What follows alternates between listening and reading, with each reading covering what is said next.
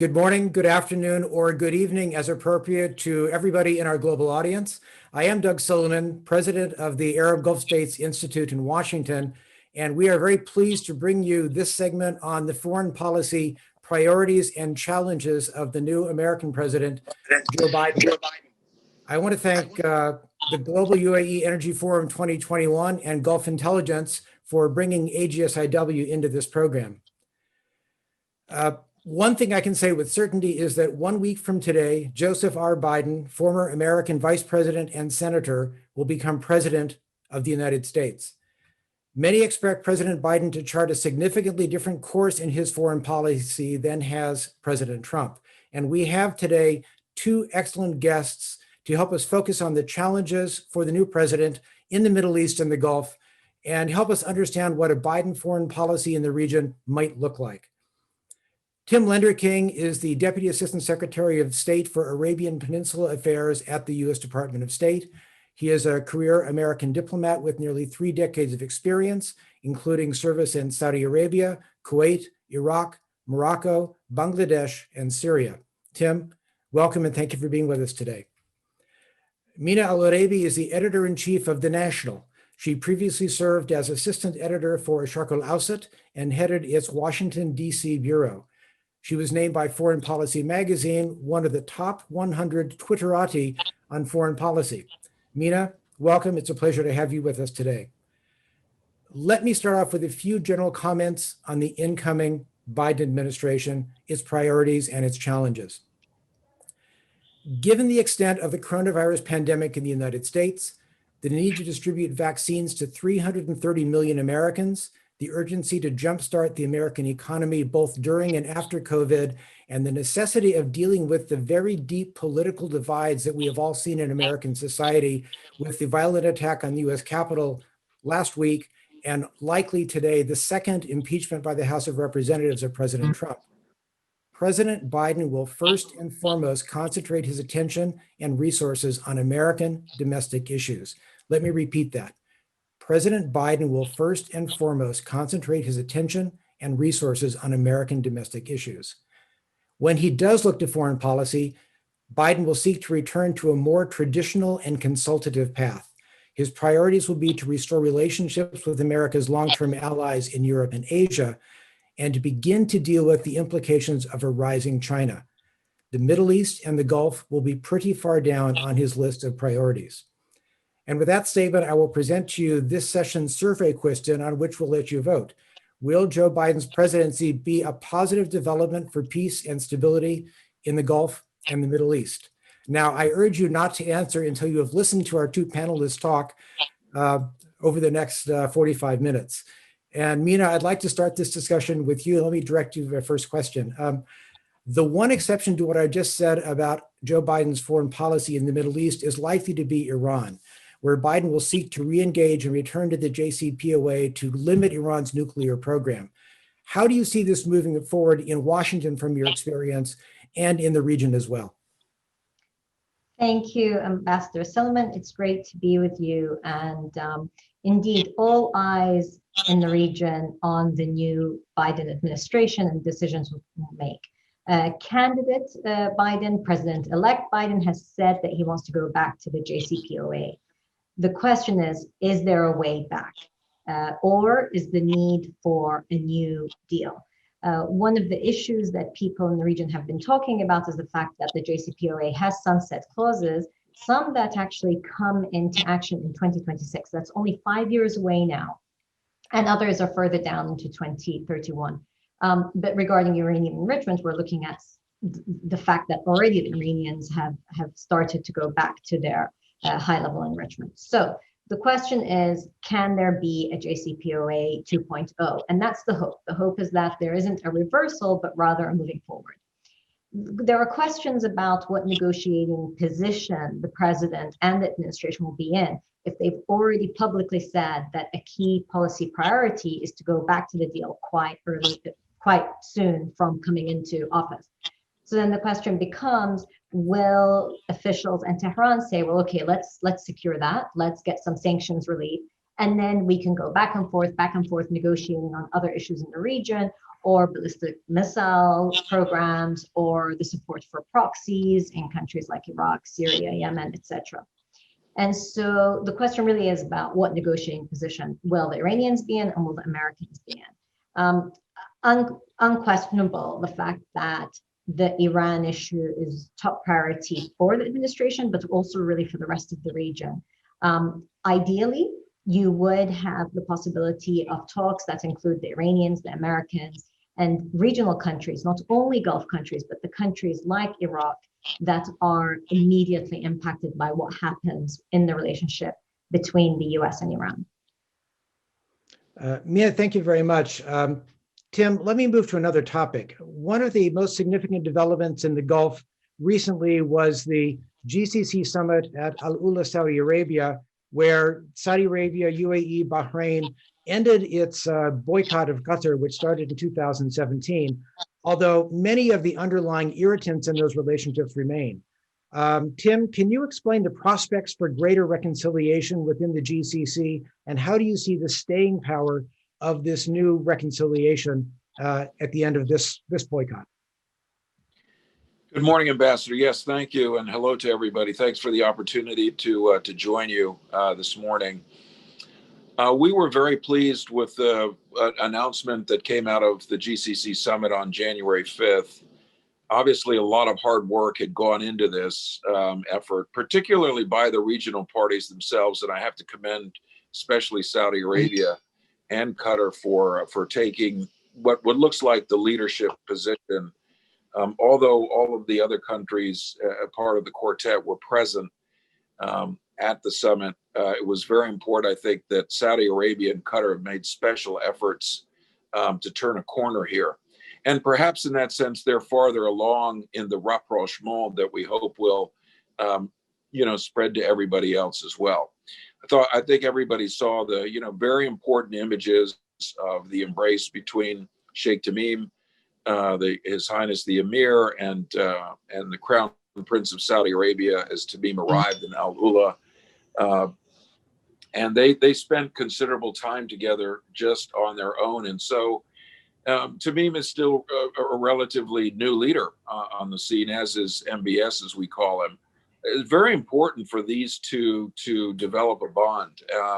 And what we've seen over the course of the last 3 years is really tough grind between Qatar and the other quartet countries. So I think the personal relationship that was built, the thawing in the relationship between these two key leaders, who by all accounts we expect to see around for a long time. So this is a very important relationship. You're right, Ambassador, to say that there's a lot of damage was done, and there's a lot more work to be done. I think for us and the new administration in particular, we need to keep our eye on this. Even though substantial progress was made, there may be some important role that the U.S. can play to really coax this along. Kuwait's mediation has been fantastic and essential, but what we want to see going forward is a very specific set of engagements, benchmarks, metrics, goals, so that people stay on track. We've seen that the media environment has been very negative. It's been very personal. It's been very aggressive and hurtful between the different countries. So that has to calm down. But for there to be a better atmosphere, it's going to be essential for the countries to agree through the working groups that they are establishing to set goals and to march forward smartly. So we're in a much better shape than we were since this whole thing started. It was unfortunate that the rift began in the first place. And as I say, there was damage to U.S. interests, to important Gulf relationships, but we do have an opportunity now to turn the corner. Mina, maybe I can ask you to follow up on that a bit. What is the atmosphere in the Gulf now post the Al-Ula summit?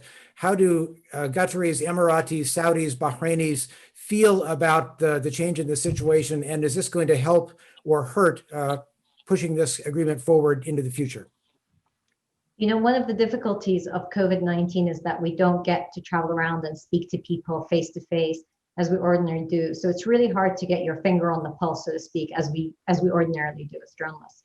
Having said that, there's generally a sense of relief, let's say. Again, COVID-19 has taken a toll on everybody. So any move that allows for an easing of tensions, of possible joint projects together, especially in the current economic climate, are welcome. And it's been very interesting to see people like Dr. Anwar Gargash, the Minister of State of Foreign Affairs, here saying that they want to revitalize the GCC. And again, the Arab world is going through a lot of changes, challenges and difficulties. So to have the GCC revitalized, re-strengthened, having an Arab bloc that can come together on certain issues is welcome across the board. Mina, let me give you the next question as well. One development, at least in Washington, that is generally recognized as a Trump foreign policy accomplishment is the normalization of relations between Israel and 4 Arab countries, the United Arab Emirates, Bahrain, Sudan, and Morocco. What do you see as the significance of these Abraham Accords? What is the scope for deepening these agreements through economic, security cooperation, or investment? And do you see more normalizations in the future?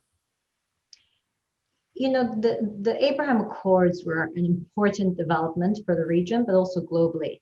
And one of the things you hear quite often here in the UAE is this idea of making the impossible possible, to see what are possible areas of collaboration, but also moving on from what seem to be impossible situations or crises moving forward. And the timing of it was also significant. It allows the Biden administration to come in and see how you can deepen these agreements, but also to look at where this leaves the Palestinians and to encourage the Palestinians to help the Palestinians forward. It'd be very interesting to see who from the Biden administration starts to tackle the Middle East peace process, if we can still call it a peace process as such, and what they'll do. It's very interesting to see people like Samantha Power or John Kerry coming into the administration. Interestingly, John Kerry, as Secretary of State, had a huge interest in this, but now is coming as the climate envoy. And as we know here in the region, climate is a huge issue, talking about water, resources, other resources. Could there be opportunities to build alliances that include the Palestinians, that include wider Arab countries and Israel, those in the region, to tackle some of those challenges? It would be very interesting to see if the Biden administration come up with some innovative approaches. Good. Tim, let me ask you part of that same question. I know that the Biden administration, on the day of the first Abraham Accord announcement, welcomed the accord, but then pivoted to talk about the need to go back to a more traditional two-state solution between Israelis and Palestinians. How do you see the Abraham Accords going forward, and how do you see the Biden administration approaching the accords? Well, this is partly conjecture based on what we all read about the team and the people that they're selecting, as Mina said, which are good indicators, I think, of the direction.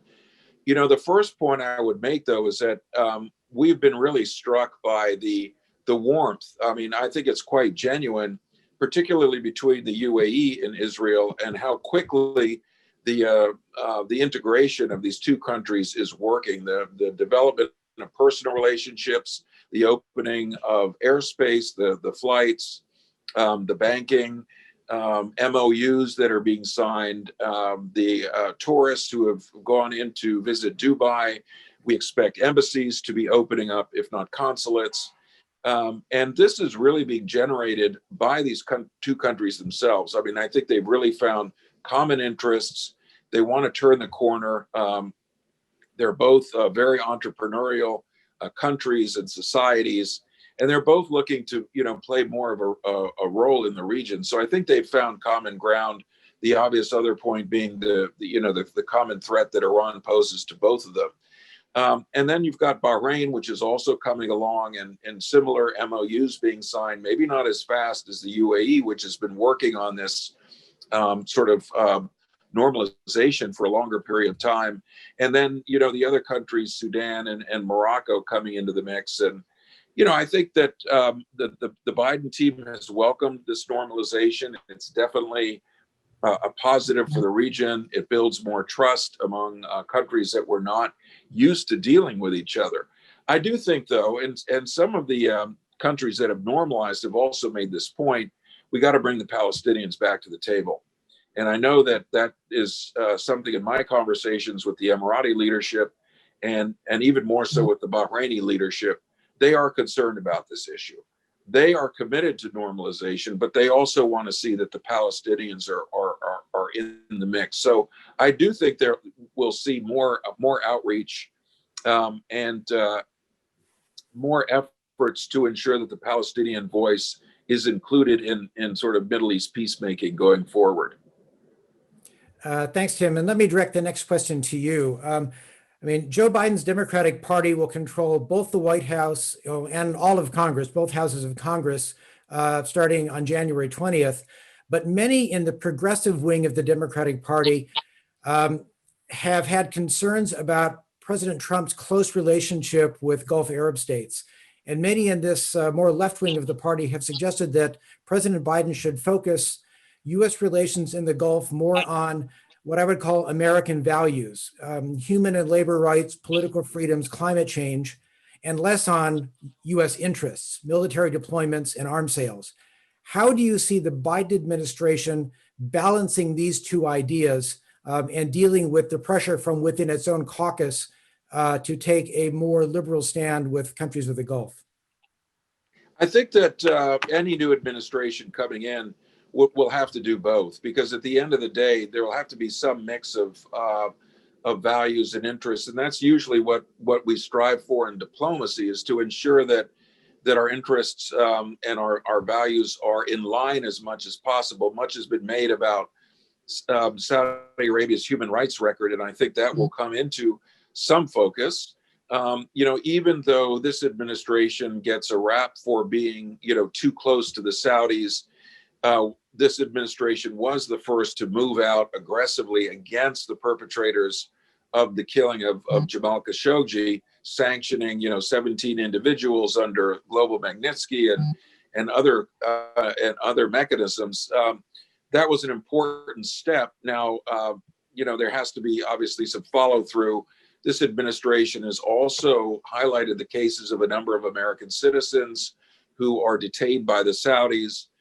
This administration has also talked about, the need for the driving activists to be freed, and so maybe much of that has been under the radar, which is sometimes appropriate. So that may not be as obvious to some of the audience here today, but as someone who has worked in this administration and hope to continue in the next as a career person, certainly I and my colleagues in the Middle East Bureau at the State Department have continued, to raise these issues with the strong support of our embassy in Riyadh. And I do think that, these will be important considerations going forward. I mean, at the end of the day, we're going to be stronger and our interests will be better served when we find convergence, I think, with values across the way.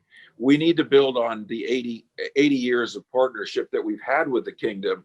And by the way, there's a huge amount of goodwill that has been built up between the peoples of the two countries who have worked together as educators, who have worked together in the medical profession, who are now working together in COVID, challenging the COVID virus, Americans who have helped build up the energy infrastructure inside the kingdom. And you have 80,000 Americans who are voluntarily and willingly and enthusiastically living in Saudi Arabia.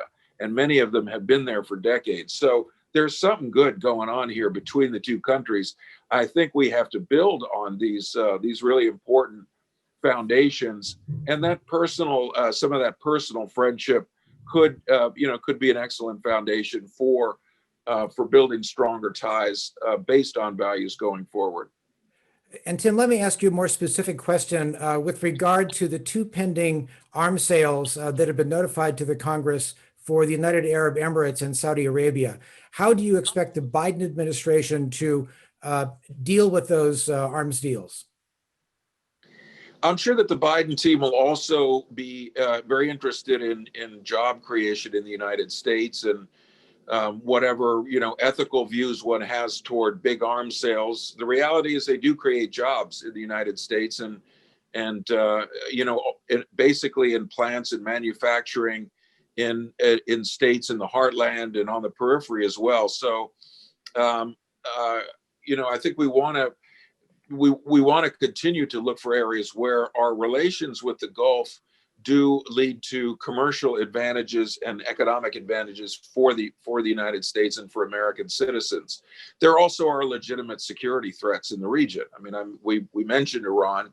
How one tackles the Iran threat can be debated, and one can come up with very different strategies, but one should not minimize, in fact, the threat that Iran poses, both to the United States and to our interests through their use of proxies, whether we're talking about Syria or through their support for the Houthis in Yemen, or through other groups in Iraq, which are very much very destabilizing. So I think the new administration will want to maybe take a fresh look at this, see how to work that balance between strengthening our allies and making sure that those economic benefits are there. I wouldn't anticipate, I don't know for sure, that this arms deal would be mitigated in any way, and it does appear to be going forward. It's a significant deal, and it was made in recognition of the threat, both the threat that Iran poses to the region, but also the capability that the Emiratis bring to the table as a strong regional partner. Thanks, Tim. Mina, I want to ask you a question based on some of what Tim just said. It's clear that President Trump has focused much of his Middle East policy on Iran and threats from Iran. And Iran policy became, over the past 2 years, the real focal point of Trump's policy toward Iraq as well. How do you expect a Biden Iraq policy to be different from Trump's Iraq policy, or do you expect it to be different than Trump's Iraq policy? Thank you, Ambassador.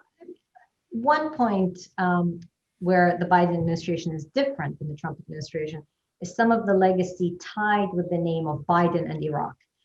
For many Iraqis, they're worried because of the 2006-2007 effort that Senator Biden pushed for the division of Iraq into 3 autonomous regions based on sect and ethnicity, this wrong construct of Sunni Shia group. I think he's moved on from that, and hopefully the people working with him have moved on from that. But I think there's going to be a real need to make that clear, loud and clear to Iraqis, that that is actually not a position that he holds or that he believes in.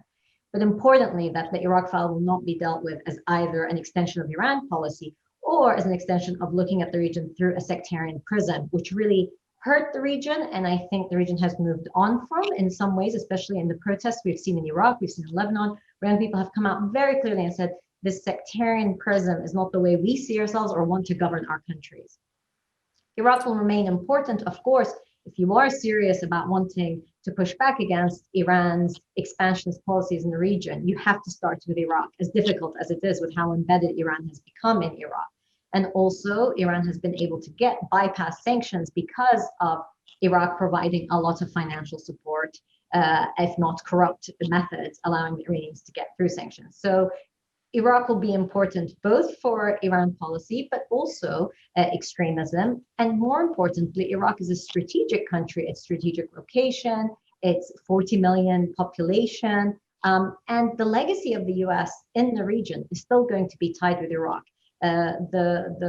While nearly 18 years have passed since the 2003 war in Iraq, a lot of how the people view the US comes through what it's doing in Iraq and how it positions itself in Iraq. So it will be important. Again, the names that we're hearing being nominated by President-elect Biden are knowledgeable and know Iraq well. Lloyd Austin was a commander in the 2003 war, and somebody who played a role in 2003, but also in the pushback against ISIS. And he, of course, has gone on the record several times to talk about Iran's actions in Iraq and how problematic they are. Others like Brett McGurk and Antony Blinken, of course, know Iraq. The hope is that Iraq is not seen as a negotiating card that can be given or leveraged in negotiations with Iran. That's the hope, but that's also the concern. And Mina, I think that you are right when you say that the editorial that Senator Biden co-wrote on Iraq in 2006, indicating the possibility of a greater federalism for Iraq based on sectarian divisions, doesn't really represent his current views on Iraq. I know that from dealing with him while I was in Iraq over the past few years, but I realize that that is still a concern of many Iraqis, and I heard that concern when I was there. I don't think that will drive American foreign policy. Yeah, I agree, but I think with these things, it's perception, but it's also voicing it. So of course, with the nuance and the dealings you have are quite different from what people have heard from 2006 until now. So yes, I agree. I don't see it as American foreign policy, but I think we'll have to get people to have confidence that that's not the case. And Tim, let me come to you and talk a little bit about another area of the Gulf region where there has been significant Iranian involvement, and that's Yemen. There has been a lot of criticism in the US Congress of President Trump's policies of helping to support the war in Yemen. Do you expect a change in Yemen policy under President Biden? And to what extent do you think that the designation of the Houthis as a terrorist organization will pose a complication for the new president in coming up with his policy on Yemen? Well, I don't expect a major change in policy because I think actually the current administration has the right, basically the right approach in the sense of, recognizing the threat of that the Houthis pose, viewing their support from Iran as problematic, and that's enabled the Houthis to build up, technical capacity that they would not have been able to otherwise do, which is a menace to our partners in the region, as a threat to international shipping in the Bab el-Mandeb. And we've seen that the Houthi capabilities grow and increase quite strongly. We remain, on the humanitarian side, the largest international donor, $630 million last year.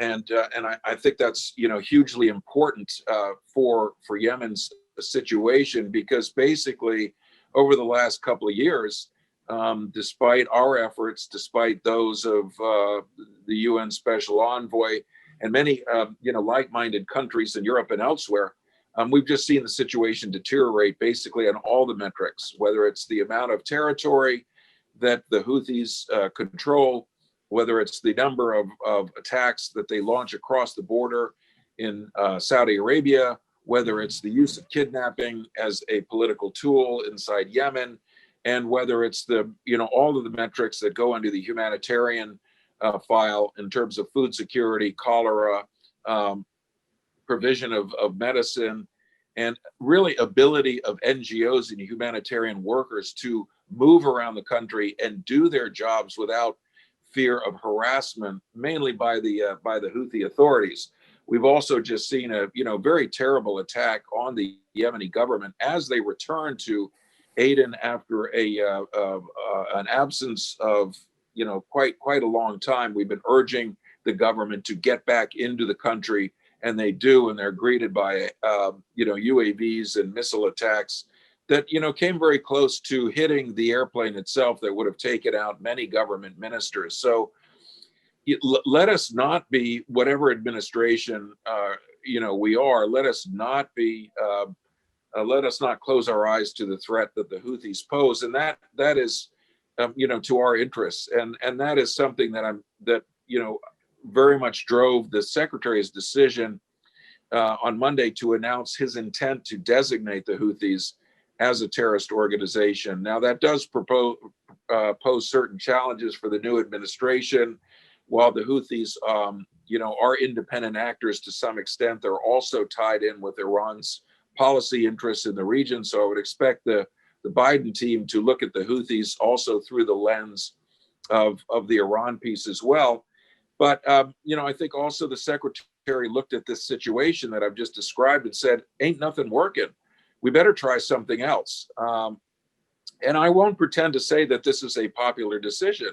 As noted, some members of Congress on both aisles, both sides of the aisles have come out against it. Humanitarian workers are very fearful for what will happen to their ability to manage humanitarian affairs. We know that the UN system basically across the board is very concerned about this decision. And what we're doing this week is to work with our colleagues in the interagency to make sure that licenses and the appropriate waivers are there and instructions and guidelines are clear from U.S. government institutions so that shippers, humanitarian workers, those who need to meet with the Houthis to promote peace can all do that activity and not fear sanction by the United States. But it, really remains to be seen what the impact of this is going to be. And obviously, I would say that if the Houthis make the wrong decision and choose to react through, some sort of display of military prowess, I don't think that's a good message for the incoming administration. Thank you, Tim. Mina, I want to completely change direction now for a moment and talk a little bit about the economy of the region. Certainly in the United States, we are hoping that a subsidence of COVID over the course of 2021 will reopen the economy. So my question for you is kind of twofold. How are the Arab Gulf states and other countries in the region poised to recover from COVID? And we just heard from the Secretary General of OPEC, Mohammed Barkindo, that in 2016, OPEC essentially, when sanctions were removed from Iran, gave Iran a production pass while they could restore their production capacity. If that happens in 2021 with a return to the JCPOA, how might that affect the recovery of Gulf economies and the ability of Gulf economies to help other less fortunate regional economies? You're right. I mean, 2021, like in the United States, here there's hope that there is a recovery. Slow. It won't be what people had hoped a year ago or 6 months ago even, but there are hopes for a recovery as vaccination campaigns really ramp up in the region, especially in the Arab Gulf states. The UAE at the moment has the second highest number of vaccine doses in the world that have been administered. And Saudi Arabia is quickly picking up pace on vaccinations also. So there really is a focus on defeating COVID-19 and getting past the pandemic to grow. But also when you raise the issue of oil prices, especially in the UAE and Saudi Arabia, there have been plans for years now to get past the dependence on oil. And so economically, they're diversified. They're the two strongest economies in the region. The concern is about those countries that were already fragile and have been hit very hard by COVID-19. So you have, be it Jordan, be it Lebanon, be it Iraq, of course, Libya with its ongoing problems and so forth.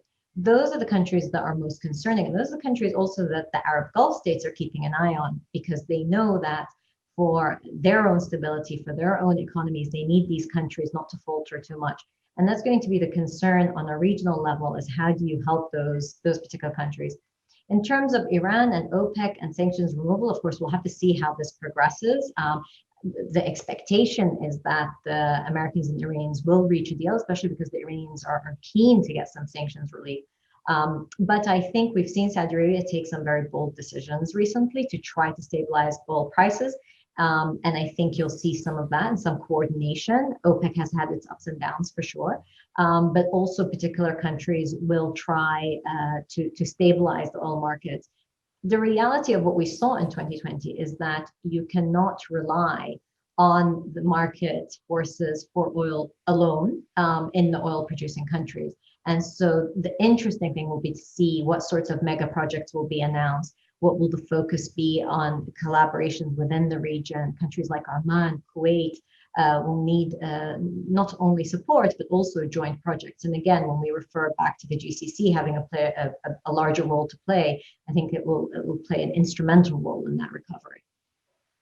Now, Tim, let me ask you to follow up on that just a bit. How do you think the Biden administration will look at the Gulf in terms of economics, will work with the Gulf in terms of helping other less fortunate countries and deal with the oil markets that may be affected by some of the decisions they are likely to make on the JCPOA? Even though we're much less oil dependent than we were, 10, 20, 30 years ago, I think we still will look toward the Gulf countries as important economic allies. And, we do an awful lot of requesting of the Gulf countries to help us financially in various, regional fora where there's instability. We asked them to help, pitch in money for stabilization in Syria. We asked them for assistance with, problems in Libya and Somalia and in Sudan to stabilize situations there. And typically they've been quite generous. I think more and more they're taking a hard look at their own finances. This is an incredibly stressful time for them between COVID and the low price of oil. They all have their own ambitious, Vision 20, 30, 40, 50 plans. The UAE is putting a lot of money into a major platform for Expo in Dubai, which is a year delayed by COVID, but is expected to open this coming October. We'll have a pavilion there, and that's all fantastic. But they have less to work with. We talked about the Yemen conflict. Excuse me 1 second. We talked about the Yemen conflict. It's another area where if we ever get to a point where we can get the combatants to put their weapons down, there's going to be a huge amount of rebuilding that is necessary there. So I think the economic relations are going to be very important. We're going to be looking to these countries, and I would put Qatar in the mix as well as a wealthy Gulf country. They have their own economic challenges. You look at Bahrain and Oman, and I really hope that in the new administration we'll be able to do more to support, take advantage of our free trade agreement with Oman to build greater economic ties. They need it. There's a new sultan, et cetera. We want him to succeed. So related to that is, we want to be partners, and we'd rather that the Gulf countries partnered less with the Chinese and the Russians to the extent that they do. All right, we are running down to the end of our time, so let me give each of you a couple of minutes to sum up and make what you think is the most important points now that the Biden administration should know, or what they might do with regard to the Gulf. And Mina, I'll start with you. Well, I mean, the most important point is to say that the region is still relevant, while, of course, as you rightly said, Ambassador, at the beginning of this conversation, there will be a lot of domestic and international issues at play that will take the attention of the administration. But this region is not only important, but it needs American leadership. And that leadership vacuum will be filled by others, as referenced by Mr. Lenderking. And also that the people of the region want to see an approach that's slightly different, both putting aside sectarian divisions, but also looking at the possibilities. And while we spoke about a lot of the challenges, there are also ample opportunities here. Expo 2020 being delayed, yes, until 2021, but Expo is one, but also some of the projects looking at renewables and genuinely tackling the climate issue, which is so pressing for the entire region and the entire world. And I think to encourage the region to play that role will be important. And I guess finally, the Iran dynamic is very important, but there are concerns if we say we just deal with the nuclear file and then turn to the other issues, that might be the wrong sequencing. And we've seen that happen before, and the consequences were not good for too many Arab countries. Thank you. Tim, your final thoughts? Yeah, thank you. And I agree with the very wise Mina on the points that she made. I do think, number one is the relevance of all of these countries to us. So while there will be many who will say that let's do less with Saudi Arabia, I mean, beyond the economic points that I made, there still are counterterrorism issues and security issues. There still is Al-Qaeda in the peninsula. There is the Houthi threat, which I've talked about. And there are still other groups, tied to ISIL that we really need to keep our eye on. There's more, much more work to be done. Second, I mentioned a couple of the dynamic leaders out there, and our expectation that folks like Sultan Haytham and Amir Tamim, MBS, these are people that we anticipate. We don't control this situation, but we anticipate that they will be on their thrones respectively for a long time. It's going to behoove us to, develop good personal relationships with each of them, as we have, but to continue those with the new team, spend the time with them to make sure that we're, on script together, that we're approaching the region in as much convergence as we can. And I think that will be very important. And also, finally, that we cannot address the regional problems without partners. So whether it is Saudi Arabia and UAE helping us with Libya, or Saudi Arabia and somebody else helping us with Yemen, we are going to need the Europeans also. They do have a role to play, and we will look forward to partnering with them on Middle East challenges going forward. Well, thank you both. The eyes of the world this week are going to be on my current hometown, Washington, D.C., and what's going to happen. But they also need to focus on what's going to happen more than a week from now, as President Biden actually begins to sit in the chair and start his policies. I hope that we've been able to answer some of your questions. If you found this discussion interesting, I encourage you to go to the website of the Arab Gulf States Institute in Washington, www.agsiw.org, where you'll have access to all of our live programs and our written material. But again, thank you to Mina Al-Oraibi and Tim Lenderking, our speakers. A special thanks to Gulf Intelligence and the Global UAE Energy Forum for giving us the ability to bring you this very timely and interesting information. So for me, until next time, thanks very much.